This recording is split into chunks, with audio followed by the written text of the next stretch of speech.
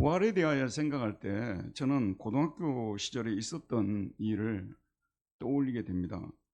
어느 여름날 해질 무렵에 저는 학교 운동장에 있었습니다. 주변에 어떤 분이 거닐고 있어서 그분에게 전도를 했습니다. 저는 그분에게 우리 기독교가 믿는 예수님은 부활하셨습니다. 우리가 예수님을 믿으면 우리도 부활합니다. 라고 인사를 건넸습니다. 전도를 했습니다. 그런데 그분은 자신은 남녀호랑개교, 정식 명칭이 남녀호랑개교더라고요. 남녀호랑개교 신자라고 소개하면서 저에게 자신만만하게 말했습니다. 우리 모임에서도 어떤 사람이 얼마 전에 죽었다가 살아났습니다. 여러분, 저는 이 말을 듣고요, 몹시 당황하였고 말을 더 이상 이어갈 수가 없었습니다. 그때 저는 타종교 사람들도 부활을 믿고 있다는 생각을 처음으로 하게 되었습니다. 저는 그 당시 기독교에서 말하는 부활이 타종교에서 말하는 부활과 어떻게 다른지에 대하여 설명할 능력이 없었습니다. 고등학생이면 얼마나 잘했겠어요. 세월이 한참 지난 후에 저는 우리 기독교의 부활이 다른 종교들에 대하여 말하는 부활과 다른 점이 무엇인지에 대해서 알게 되었습니다. 타종교와 비교해서 우리 기독교에서는 부활에 대하여 아주 상세하게 가르치고 있다는 사실도 알게 되었습니다. 고린도전서 15장 같은 부활 사상이 어떤 종교에 나타나 있겠습니까? 우리 기독교의 부활 사상이 어떤 점에서 독특한지에 대하여 아주 분명하게 알려주고 있습니다. 이 고린도전서 15장은 기독교 역사상 가장 위대한 사도였던 사도 바울이 성령에 감동하여 쓴 글입니다. 지금도 그렇지만 바울 당시에도 근동이나 바울이 선교 활동을 했던 아시아나 그리스 그리고 로마에도 부활을 주장하는 사람들이 많이 있었어요. 이런 이교도의 부활 사상에 관하여 깊이 연구했던 독일의 불트만이라는 신학학자가 20세기 초에 일반 기독교인들이 들으면 충격적인 얘기를 했습니다.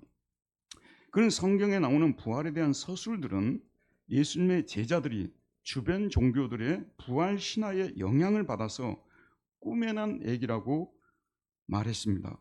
제자들이 주변 종교의 부활 신화의 옷을 수입해 와서 예수님에게 입혀서 부활 신앙을 고안해냈다는 주장입니다.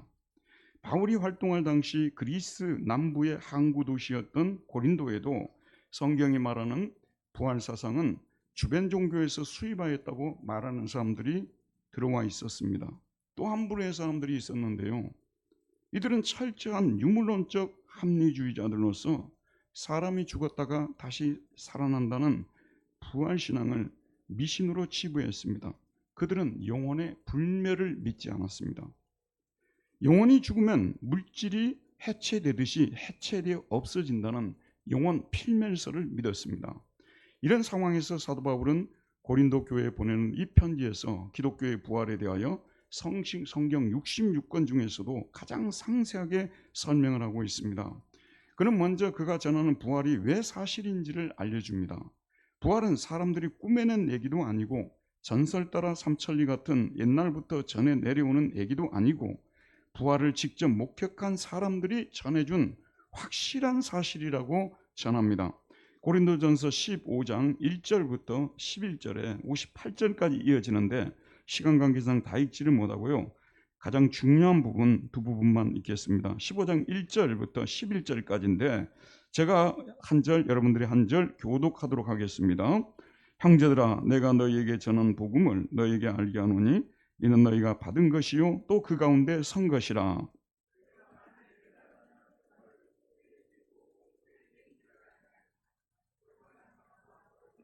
내가 받은 것을 먼저 너희에게 전하였노니 이는 성경대로 그리스도께서 우리 죄를 위하여 죽으시고 게바에게 보이시고 후에 12 제자에게와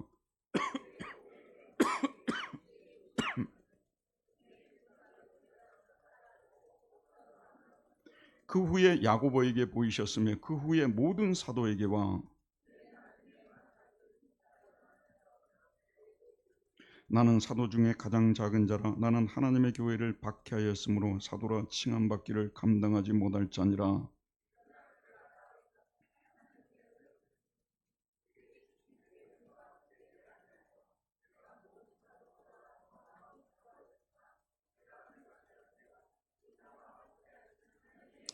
11절 그러므로 나나 그들이나 이같이 전파하며 너희도 이같이 믿었느니라. 부활을 목격했다는 사람들이 한두 명이 아니라는 거예요. 너무나 많은 사람들이 부활을 목격했다고 증거하고 있으니까 부활은 사실이라는 말씀이죠. 부활을 부정하는 사람들이 있다고 말하면서 바울은 그들을 반박합니다. 12절에 19절이 바로 그런 내용이고요. 이어서 그리스도는 잠자는 자들의 첫 열매가 되셨고 우리 믿는 자들 역시 그리스도와 같이 부활한다고 말했습니다. 20절에서 28절. 그 다음에 바울은 죽은 자들의 부활이 없다면 왜 죽음을 무릅쓰고 전도를 하겠느냐고 말합니다. 29절에서 34절. 그리고 죽은 자들이 어떻게 다시 살아나며 어떤 몸으로 올 것이냐는 질문에 대답합니다. 35절에서 49절. 이제 마지막으로 언제 이런 부활이 일어나며 그때 우리는 어떻게 변화될지에 대해서 말합니다. 마지막 50절, 57절 우리 한번 읽어보도록 하겠습니다. 아까처럼 제가 먼저 50절 읽겠습니다. 50절에서 57절입니다.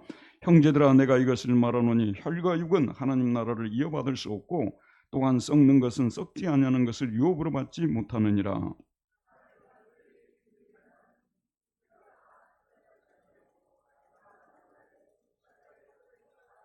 나팔 소리가 나며 죽은 자들이 썩지 아니할 것으로 다시 살아나고 우리도 변화되리라.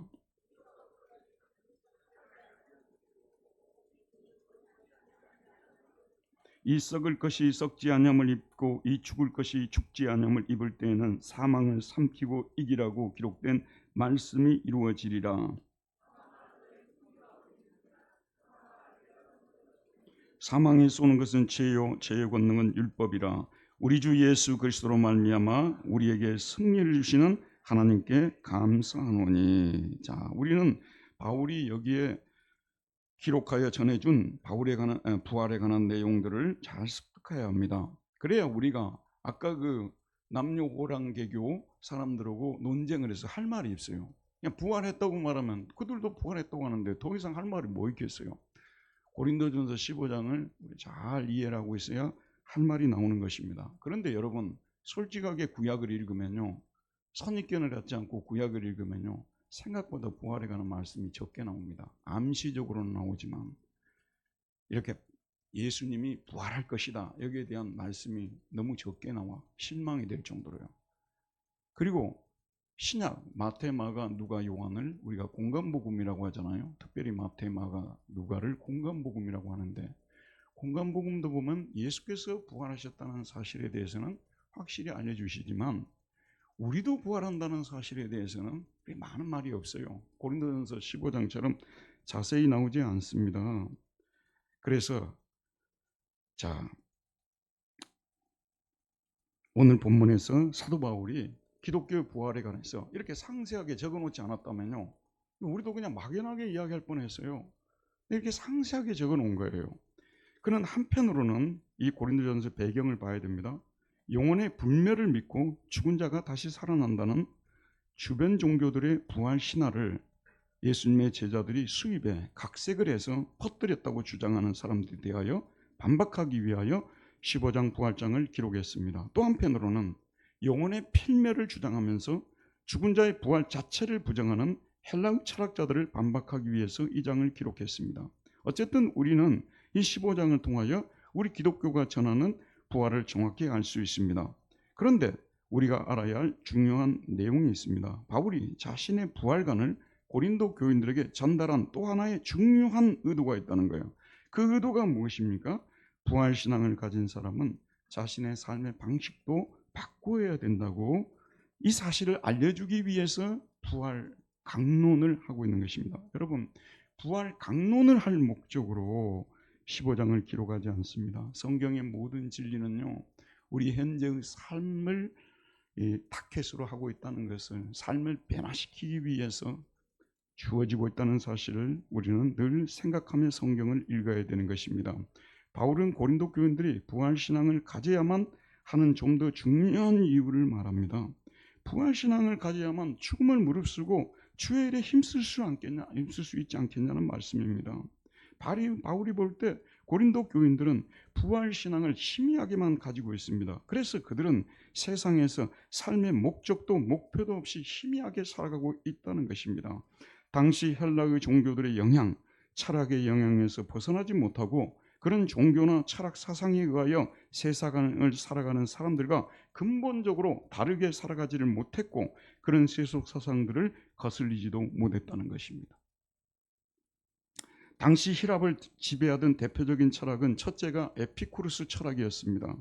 에피쿠르스라는 사람은 인간이 진정으로 행복한 삶을 영위하려면 할 수만 있으면 공공의 일에서 벗어나 친한 친구 그룹을 만들어서 그들과 조용한 정원에서 대화를 나누면서 조용히 살아가야만 마음의 아타락시아, 평화가 평정을 임하게 되고 이렇게 살아가는 삶이 행복한 삶이라고 가르쳤습니다. 그 가르침이요, 오늘 현대의 에피쿠르스주의자들이 정말 많다고 할 정도로 이 사람의 가르침은 우리가 따르든 따르지 않든 불건전한 가르침은 아닙니다. 그런데 당시 사람들은 에피쿠르스가 한 번 죽는 인생 마음껏 즐기며 살라고 가르친다고 오독을 해서 까르페 디엠, 하루를 따먹으라를 외치며 어차피 죽으면 끝나는 인생을 마음껏 즐기다가 죽자라고 외치며 죽기 살기로 인생을 즐겼습니다.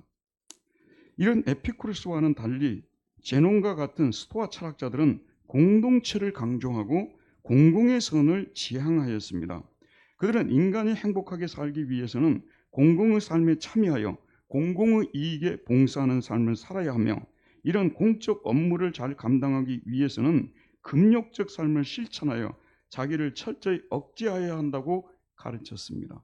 개개인이 자신이 맡은 일을 이렇게 성실히 감당하고 살아가면 신의 섭리가 작동하여, 이 섭리 프로비덴스라는 이 말은 칼빈 장로교 창시자가 매우 좋아하는 말이었지만 사실은 스토아 철학자들이 정말로 좋아하는 말이었어요. 개개인이 자신이 맡은 일을 성실히 감당하고 살아가면 신의 섭리가 작동하여 이 세상은 평화의 세상이 될 것이라고 가르쳤습니다. 사도 바울은 바로 이런 철학들이 유행하던 시대에 고린도와 아테네와 같은 그리스 도시들을 다니면서 그리스도의 부활을 전파하였습니다.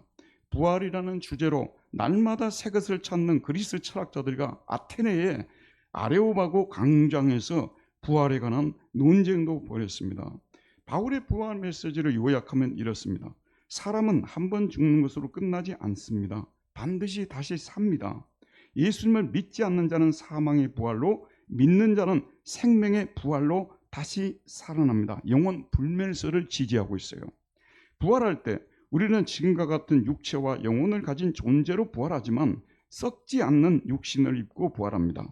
부활의 새 세상에는 죄가 없고 사망이 없고 마귀와 귀신들이 없습니다.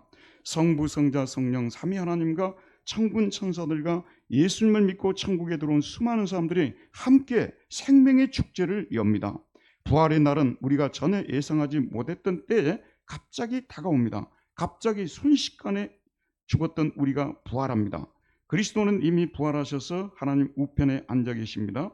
부활의 아침에 그리스도를 믿고 죽은 자들이 부활합니다. 그리고 예수님께서 오실 때 그 오시는 장면을 직접 보는 사람들이 부활하고, 그리고 우리도 부활한다는 것이죠. 이런 부활의 날은 단 한 번뿐이고 두 번은 없습니다. 왜냐하면 이 부활의 새 세상은 영원토록 계속되기 때문입니다. 이게 바울의 부활관이에요. 이 고린도전서 15장의 요약입니다.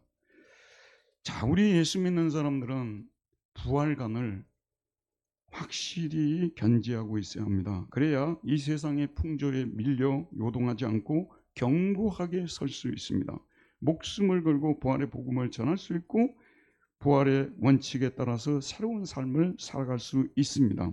바울은 이 장의 마지막 절에서 부활신앙을 가진 우리가 어떻게 살아야 할지에 대해서 58절, 오늘은 제가 58절을 중심으로 말씀을 드리겠습니다. 58절 우리 다 같이 한 번만 더 읽겠습니다. 시작. 그러므로 내 사랑하는 형제들아 견실하며 흔들리지 말고 항상 주의 일에 더욱 힘쓰는 자들이 되라. 이는 너희 수고가 주 안에서 헛된 줄 알미니라. 그런데 여러분, 아델포이 무 아가페토이라고 합니다. 사랑하는 나의 사랑하는 형제들아, 나의 사랑받는 형제들아 라고 부르고 있습니다. 지상의 교회가요 한두 개입니까? 역사 속에 수없이 많은 교회가 있었습니다만은 고린도 교회 같이 많은 문제를 가지고 있는 교회도 드물었습니다. 여러분, 고린도는 포르노 문화가 지배하는 문화였습니다. 그래서 포르노 문화가 교회 안에까지 침투해 있었고요. 또 고린도 교인들은 바울파, 아볼로파, 파벌을 만들어서 서로 싸웠습니다. 고린도를 지배한 교양 우상이 교회 안으로 들어와 있었습니다. 십자가와 부활을 가르치는 성경책보다 교양과 현재의 처세술을 가르치는 철학자들의 책을 더 높은 진리로 간주하는 문화였습니다. 방언이나 예언과 같은 은사자랑으로 내가 제일 잘 나가라고 말하면서 서로를 정죄하고 판단하는 교회였습니다. 바울은 고린도 교인들이 우유나 먹고 밥은 못 먹는 미성숙한 그리스도인이라고 부르면서 그들에게 여러 가지 충고와 책망을 아끼지 않습니다. 하지만 바울의 이 성숙한 모습이 여기에서 나타나고 있습니다. 여러분, 교회 안에서 누가 성숙했다, 성숙하지 않았다 이런 말을 쓰잖아요. 성숙한 사람은 교회 안에 약한 지체들의 마음을 헤아릴 줄 아는 사람이 성숙한 사람이에요. 미성숙한 사람은 그걸 못해요. 성숙한 사람은 아무리 약해도요, 그래도 예수님이 저 사람을 위해서 피 흘려 죽은 사람 아니냐 하면서 품어주고자 하는, 불쌍히고자 하는 마음이 있어요. 그래서 고린도에 편지를 보내면서요 1장에서 고린도에 있는 하나님의 교회, 이 고린도 교회를 하나님의 교회라고 부르고 있어요. 그리스도 예수 안에서 거룩하여지고 성도로 부르심을 받은 자들아. 성도가 세인트 아니에요? 성도가 거룩한 자들이라는 뜻 아닙니까? 근데 지금 고린도 교인들의 현재의 모습은 전혀 거룩하게 보이지 않아요. 그러나 예수를 믿는다는 사실로 인해서 그리스도의 피로 거룩해지고 성도로 부름을 받은 자들이라고 불러주고 있습니다. 그리고 또 나의 사랑하는 형제들이라고 부릅니다. 제가 여러분 솔직하게 한 말씀을 드릴게요. 목회자는요 여러분들이 많이 기도를 해줘야 됩니다. 왜 그러냐면 마귀가 쉼없이 일주일 동안 쉼없이 공격을 합니다. 특별히 어떤 공격이 저한테는 제일 괴롭냐 그러면요, 세상의 잘못된 모습을 보여주는 거지. 내가 뭐가 그렇게 괴롭겠어요.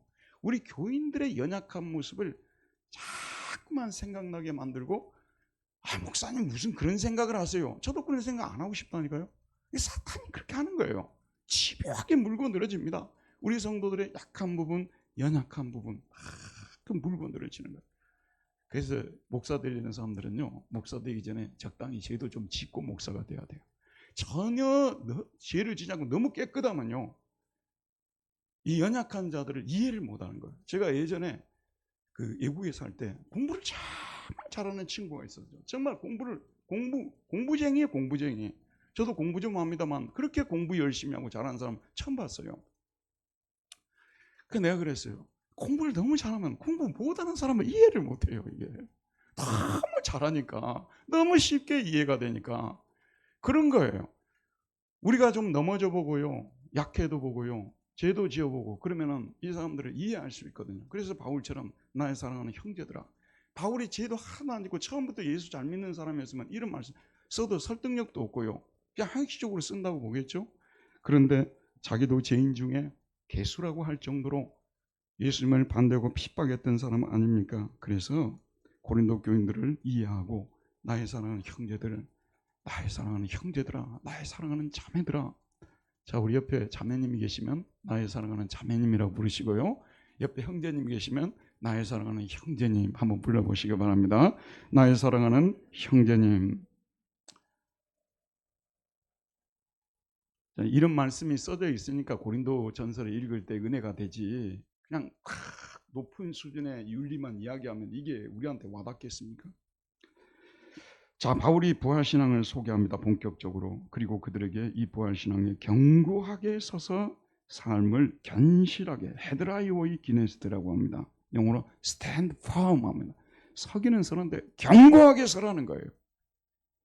누가 와서 툭 치게 되면 금방 그러지 뭐, 세상이 다 그런데 뭐 교회에 막 꼭 그렇게 다녀야 돼, 너무 쉽게 무너져 버리니까. 그러니까 안 믿는 사람들이 와서 툭 칠 때 안 넘어질 줄 알고 툭 쳤는데 생각보다 1라운드에 끝나버린 거예요. 1라운드도 10초도 안 돼서 끝나버릴 정도로 약하게 서 있으면 어떻게 되냐 그 말이에요. 견고하게 좀 서야 되는 거. 우리가 무엇을 믿는지, 우리 부활을 믿는 사람들이기 때문에 너와 같이 살아갈 수 없다고 말하면서 물리칠 수 있는 그런 사람들이 돼야 된다는 거예요. 두 번째, 흔들리지 말라라고 말해서 메타키노테이라고 합니다. 여러 사상의 조류에 휩쓸려 쉽게 흔들리는 사람이 되지 말라는 겁니다. 여러분, 19세기 초부터 계몽주의가 유럽을 휩쓸었습니다. 계몽주의자들이 하는 말이 뭡니까? 진리의 척도가 이제부터는 계시가 아니라 이성이라고 가르쳤습니다. 이성을 가지고 자율적으로 주체적으로 생각하고 행동하는 인간이 되라. 계몽주의의 모토예요. 임마누엘 칸트가 한 얘기입니다. 이런 계몽주의 조류에 가장 쉽게 휩쓸린 사람들이 지식인들이었고, 무엇보다 안타깝게도 신학자들도 너무 쉽게 무너졌어요. 계몽주의자들이, 신학자들이 그렇게 쉽게 무너질 줄을 기대조차 안 했어요. 너무 쉽게 무너진 거예요.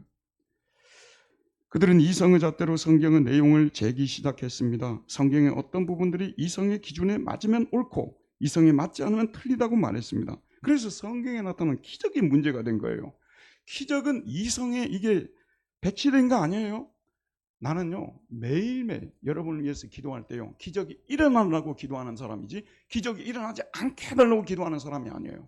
나는 기적을 그렇게 많이 체험하는 사람은 아니지만 심지어는 저에게 기적이 일어나지 않는다 할지라도 제가 기도할 때 우리 성도들에게는 기적이 일어날 수 있다는 믿음을 가지고 살고 있습니다. 그것이 저는 신앙이라고 생각해요.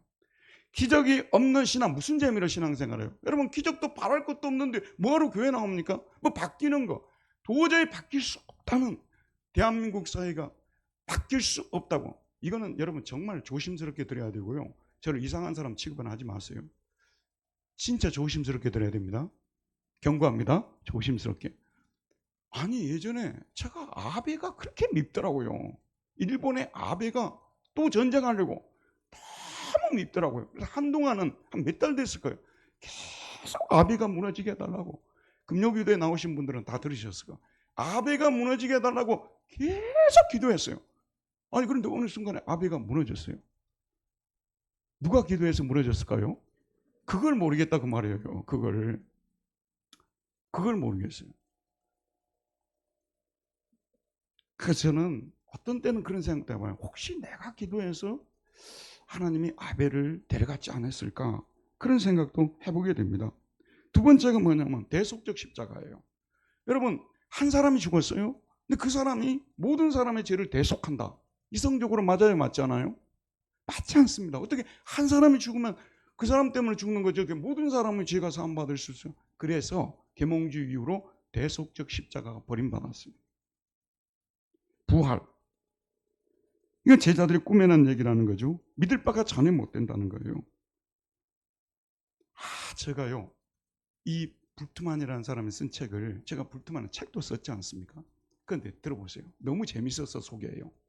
이분이 뭐라고 얘기를 하냐면요, 부활을 처음으로 목격한 사람들은 다 여자들 아니었냐 그 말이에요. 남존여비가 그 당시는 살아있을 때 아니에요? 남자가 본 것도 아니고 여자 몇 명이 본 것인데, 남자가 본 것도 아니고 여자 몇 명이 본 것인데, 그것도 새벽에 희미하게 본 것인데 어떻게 그런 여자들의 말을 듣고 예수님이 부활했다고 말할 수 있냐 그 말이에요. 그래서 사도 바울이 고린도전서 15장을 쓰지 않았으면 큰일 날 뻔했어요. 여기 보면 베드로가 봤다고 써져 있죠. 또 수많은 사람들이 500명 이상이 봤다고 했죠. 그중에 태반이 살아있다고 말했죠. 야고보가 봤다고 말했죠. 주로 남자들을 쓰고 있어요. 이건 여자들은 안 쓰고 있어요. 남자들을 쓰고 있어요. 그렇게 부활을 이 거짓말이라고 말하기 위해서 이런 식의 말을 만들어내는 재주도 정말 대단한 재주입니다. 자, 이 사람들은 이건 신화예요, 신화. 옛날 할머니가 해준 얘기하고 똑같은 거예요. 근데 옛날에 우리 할머니가 얘기해준 얘기를 들으면서 우리가 눈물을 흘렸잖아요. 사실인지 사실인지를 몰라요. 그게 우리에게 현재의 삶에 의미를 가져다 주면 그것으로 족하다는 거예요. 그러니까 신약에 있는 부활 신화를 없애지 말고 그대로 두라고 말했던 것입니다. 사도는 부활을 확고히 믿는 우리는 이런 거짓 사상들에 흔들리지 말아야 한다고 강력하게 경고합니다. 여러분, 어떤 상황인 줄 아십니까? 이런 모든 못된 말을 생산한 나라가 독일입니다. 메이드 인 저머니입니다. 그리고 메이드 인 저머니에 많은 신학생들이 공부하러 가가지고 거기서 배워와가지고요, 이걸 글자 그대로 다 옮겨놓고 그대로 퍼뜨리고 있어요. 저 같은 사람이 도리어 무식한 사람으로 취급될 정도로 신학교의 교수님들이 부활이 없다고 공공연하게 이야기하는 시대에 우리가 살아가고 있습니다. 이런 사람들이 무슨 말을 하든지 우리는 흔들리지 말매라고 말하고 있습니다. 그 다음에 세 번째, 항상 주의 일에 더욱 힘쓰는 자들이 되라고 말하고 있습니다. 바울 당시도 지금도 부활신앙을 갖지 않을 때 우리가 왜 무엇을 위해서 살아야 하는지에 대하여 삶의 목적과 목표를 잃어버립니다. 여러분, 왜 우리가 살아야 합니까? 왜 죽지 않고 살아야 합니까? 죽지 않고 다시 살기 위해서 살아야 합니다. 무엇을 목표로 살아야 합니까? 부활을 목표로 살아야 합니다. 지금은 우리가 사는 이 시대의 가장 큰 문제는요, 제 생각입니다만 사람들이 분명한 삶의 목적과 목표 없이 살아가고 있다는 것입니다. 돈 많이 벌어서 잘 먹고 잘 사는 것이 삶의 목적과 목표가 되어 있다는 것이, 모두는 아니지만 상당히 많은 사람들이 이런 사상에 휩쓸리고 있다는 것을 우리는 봐야 되는 것입니다. 그런데 놀랍죠, 여러분. 100년 전에 아까 제가 이 불투만이라는 사람이 나왔던 대학교가 마르부르크 대학이에요. 하이델베르크 옆에 있는데 이 마북이라고 하는데, 이 마북 대학에서 그 유명한 마틴 하이데거라는 사람이 나왔어요. 사실 이 불투만 사람은 하이데거의 제자예요. 영향을 엄청 받은 사람입니다. 근데 이 사람이 존재와 시간, Sein und Zeit라는 유명한 책을 썼어요. 근데 저는 예전에 대학교 때도 이 책을 잠깐 봤습니다만은 이게 오늘 21세기 살아가는 우리하고 전혀 관계가 없는 책이라고 저는 생각을 했어요. 그런데 이 사람 책을 읽어보면 읽어볼수록요, 21세기를 살아가는 우리 시대의 문제점이 무엇인가를 너무도 적나라하게 폭로를 하고 있다는 것을 보면서 놀라는 것입니다. 이 사람은 기술혁명의 시대에 우리 인간이 어떻게 살아야 할 것이냐, 여기에 대해서 깊은 탐구를 한 사람이에요. 그는 아무리 과학이 발달하고 문명의 특혜들을 누린다 해도, 아무리 잘 먹고 잘 살아도 지금 여기 던져져 살아가려고 발버둥을 치고 있는 현존재라는 말을 쓰죠. 지금 여기 있는 존재를 현존재라고 불렸어요. 이 현존재가 가진 근원적인 불안과 염려는 떠나지 않는다는 거예요. 돈 아무리 많이 벌어도, 공부 아무리 많이 해도 불안과 염려라는 근원적인 문제는 없어지지 않는다는 것입니다. 그리고 현존자에게는 죽음에 대한 공포가 결코 사라지지 않는다는 것입니다. 이런 염려, 불안, 공포가 괴롭히니 현대인들은 이것들을 잊어버리나, 그러니까 이런 걸 괴롭히면 진지하게 이런 문제에 직면해야 되잖아요. 이 문제를 해결해야 되겠다고 달라들어야 되잖아요. 집중해야 되잖아요. 근데 우리 현대인들이 얼마나 교묘하게 이런 문제를 빠져나가는지, 이런 문제를 그냥 잊어버리고 살아가는 방법들을 고안했는데, 그 경향성들을 보게 되면 소문입니다. 소문 듣고 그러니 저러니 누가 그랬다더라 이렇게 하고 사는 거예요. 그 다음에 호기심이 또 발동하는 거예요. 그건 뭐지? 또 이건 뭐지? 호기심. 그리고 자신의 입장을 명백히 밝히지 않는 애매모호함으로 문제들을 진지하게 대하지 않고 그냥 넘어가 버리는 거예요. 그리고 상실해버린 거죠. 그 다음에 누가 던지면 던지는 대로 이렇게 살아가는 모습으로 인생의 허무와 고통을 극복하며 진지한 문제를 직면하지 않으려고 한다는 것입니다. 그래서 이 기술 문명이 지배하는 이 시대 속에서 우리 인간이 해야 될 일이 사인에 대한 탐구라는 거예요. 여러분, 철학자들은요, 교회 성경에서 쓰는 말을 안 씁니다. 그걸 바꿔서 쓰는 거예요. 그래서 하이데거라는 사람은 자인이라고 쓰고 존재라는 말을 쓰고, 헤겔이라는 사람은 절대정신이라는 말을 쓰고, 이렇게 바꾸어 쓰기 때문에 사실은 이 사람이 한 말을 잘 들어보세요. 우리하고 관계없는 얘기가 아니에요. 지금 이런 시대일수록 돈 좀 더 많이 벌일 것이냐, 또 뭐 자식 출세시킬 것이냐, 그런 문제들, 또 미래를 어떻게 준비할 거냐, 그런 거 하지 말고 사인에 대해서, 존재에 대해서, 신에 대해서, 하나님에 대해서 탐구를 해야 된다, 그 말이에요. 하나님에 대해서 탐구를 해야 된다는 거예요. 존재를 알아야만, 신이라는 존재를 알아야만 존재자인 우리를 알 수가 있고 의미 있게 세상을 살아갈 수 있다고 설파했습니다. 우리가 어디서 와서 어디로 가느냐. 요한복음의 이 말씀, 실존주의자들에게는 요한복음의 말씀이 엄청나게 큰 영향을 미쳤어요.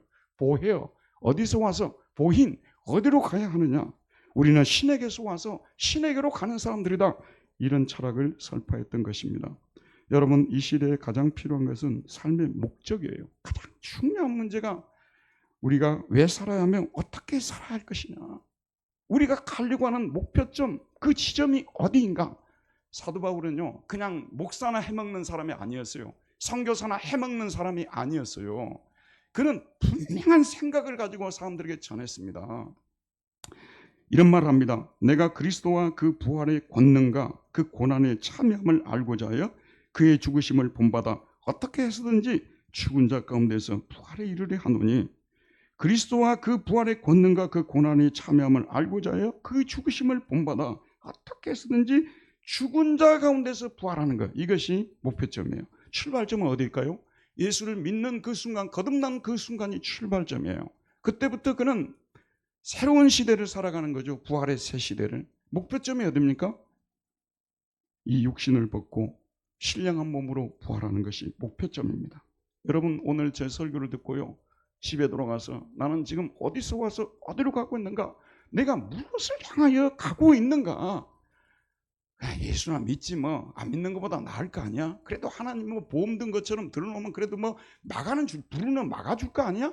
이런 생각으로 예수 믿는다면요, 그거는 정말 성경이 말하는 진리하고는 관계가 없습니다. 분명히 우리는 부활한다고 가르치고 있고요, 우리의 육신이 신령한 몸을 입고 다시 살아난다고 가르치고 있습니다. 그래서 우리는 다시 힘을 내서 이 목표점을 향하여 달려가야 되는 줄 믿습니다. 그러기 위해서 우리는 항상 주의 일에 힘쓰는 자들이 되어야 됩니다. 자, 여기 보게 되면 마지막 부분입니다. 견실함에 흔들리지 말고 항상 주의 일에 더욱 힘쓰는 자들이 되라. 항상 주의. 그럼 주의 일이 뭘까요? 주의 일이 무엇이냐 그러면요, 십자가와 부활의 복음을 전하는 일이 주의 일입니다. 그러면 부엌에서 밥하는 일은 주의 일 아닙니까? 밥을 먹어야 전할 거 아니에요. 저는 아침을 금식하고 오기 때문에 점심시간을 여러분보다 더 간절히 기다립니다. 그래서 식사를 준비하는 사람도 있어야 되고, 방송실에서 돌보는 사람도 있어야 되고, 찬양대도 있어야 되고, 다 부활, 십자가 부활의 복음을 증거하기 위해서 이게 주의 일이에요. 우리의 시간과 정성과 물질과 온 마음을 들여야 되는 거예요. 전심전력해야 하고 우리 목숨까지 걸어야 합니다. 목표가 분명하면 목숨까지 걸잖아요. 지금 여기 생각해 보세요. 고3 부모가 있다고 생각해 보세요. 그분들이 그냥 대충대충 인생을 삽니까? 24시간을 아이들보다 더 치열하게 삽니다. 목숨을 걸고 뒷바라지합니다. 왜냐하면 목표가 있기 때문에 그런 거예요. 목표가. 우리에게는 그와는 비교할 수 없는 어마어마한 부활 생명이라는 목표를 가지고 있다면 항상 주의 일에 힘써야 되지 않겠습니까? 항상 판토테, 대충 힘쓰는 것이 아니라요, 항상 힘써야 돼요. 페리시온테서 항상 더욱 힘쓰라고 말하고 있어요. 더욱 힘쓰라고.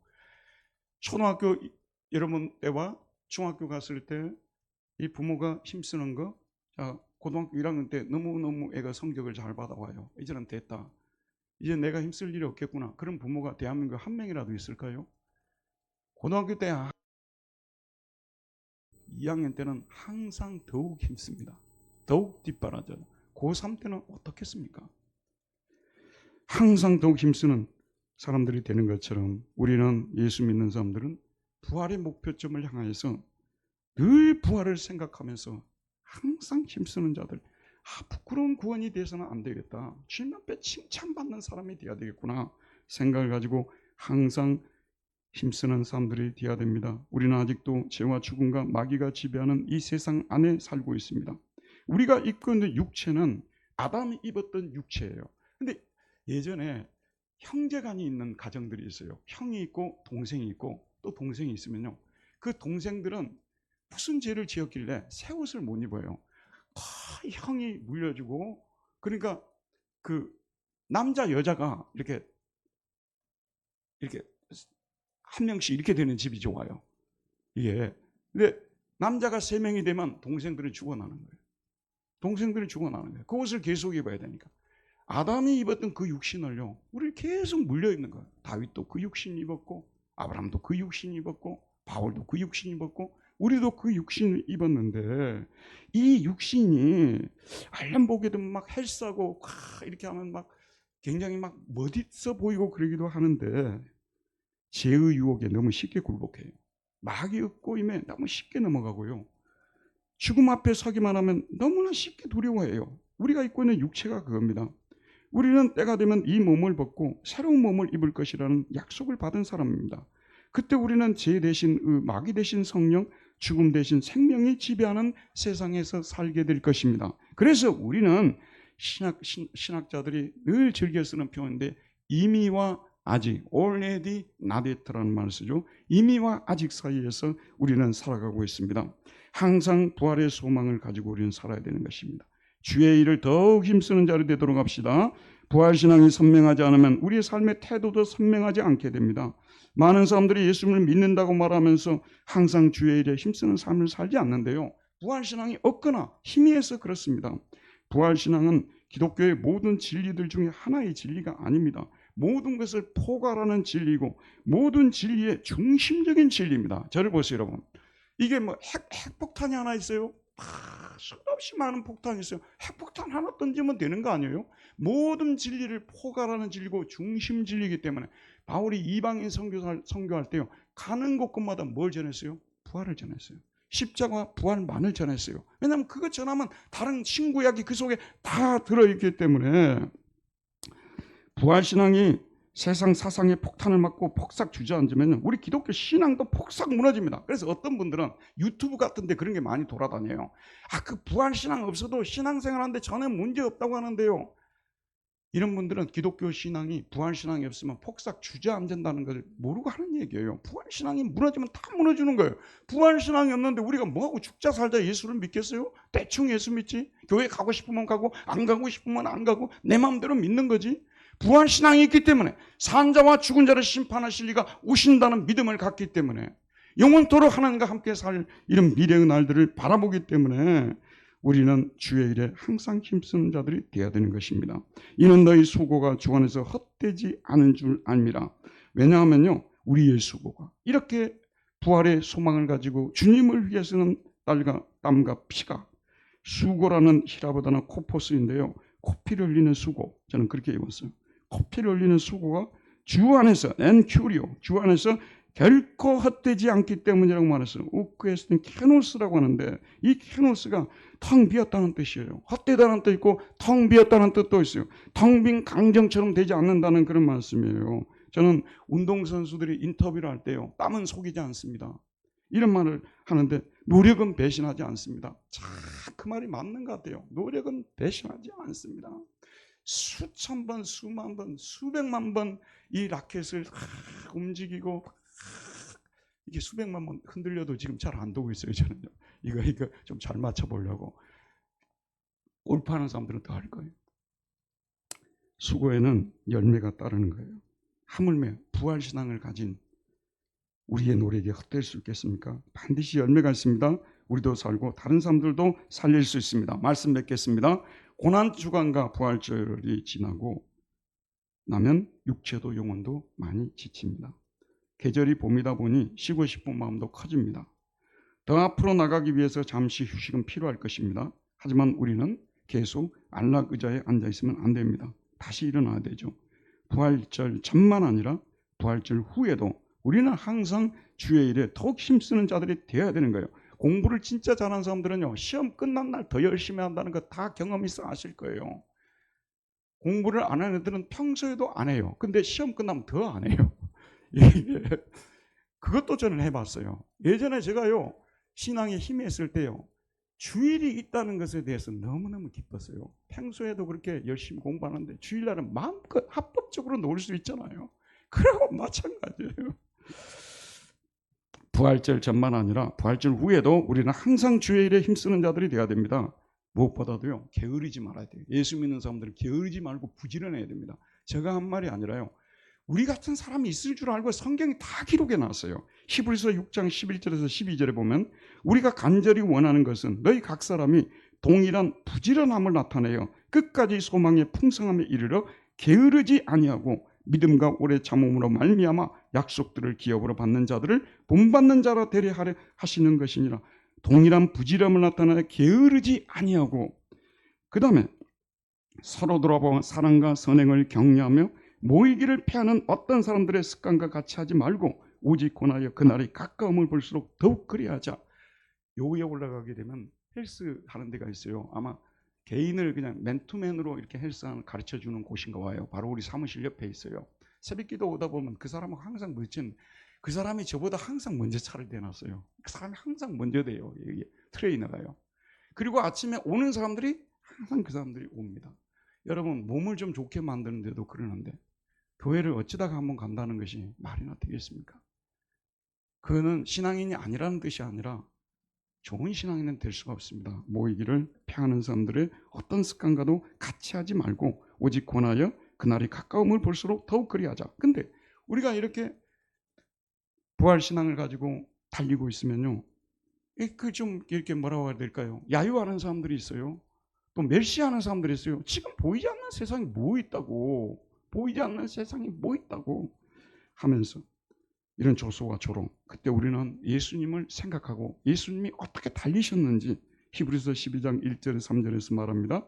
이러므로 우리에게 구름같이 둘러싼 허다한 증인들이 있으니 모든 무거운 것과 얽매이기 쉬운 죄를 벗어버리고 인내로서 우리 앞에 당한 경주를 하며 믿음의 주 온전하게 하신 예수를 바라보자. 그는 그 앞에 있는 기쁨을 위하여 십자가를 참으서 부끄러움을 개의치 아니하시더니 하나님 보좌 우편에 앉으셨느니라. 너희가 피곤하여 낙심하지 않기 위하여 죄인들이 이같이 자기에게 거역한 일을 참으신 일을 생각하라. 저는 경주하게 되면요, 오늘 결승을 했는지 모르겠습니다만 배드민턴의 안세영 선수를 저는 정말 본받아야 될 선수라고 생각해요. 지난번에 한 번 딱 졌잖아요. 결승에서 왕지희라는 선수하고 오늘도 붙을 텐데 이겼어요, 졌어요? 혹시 알아요? 우리 교인들은 다 성경만 보는 분들이기 때문에 잠시 모르고 있는데, 그런데 연습량이 상상을 초월합니다. 상상을 초월해. 예수 믿는 사람은 관계없는 일일까요? 우리가 주님을 믿는데, 우리가 달리는데 그런 사람들 못지않는 정신을 가지고 살아야 되지 않겠느냐. 오늘 우리에게 주시는 교훈입니다. 부활신앙은 우리의 삶의 목적을 바꿉니다. 목표를 바꿉니다. 부활이 믿어지면 우리는 우리의 삶을 헛되게 살지 않습니다. 영원히 의미 있는 일을 위해 자신을 투자하고 희생합니다. 자, 15장 58절 마지막으로 읽고 마치도록 합시다. 시작. 그러므로 내 사랑하는 형제들아, 견실하며 흔들리지 말고 항상 주의 일에 더욱 힘쓰는 자들이 되라. 이는 너희 수고가 주 안에서 헛되지 않은 줄 알미라. 하나님 감사합니다. 부활신앙으로 이제 남은 인생 우리에게 얼마 허락되지 않았습니다. 이 허락된 시간 속에서 최선을 다해서 항상 주의 일에 더욱 힘쓰는 자들이 되게 하여 주옵소서. 예수님 이름으로 기도하였습니다. 아멘.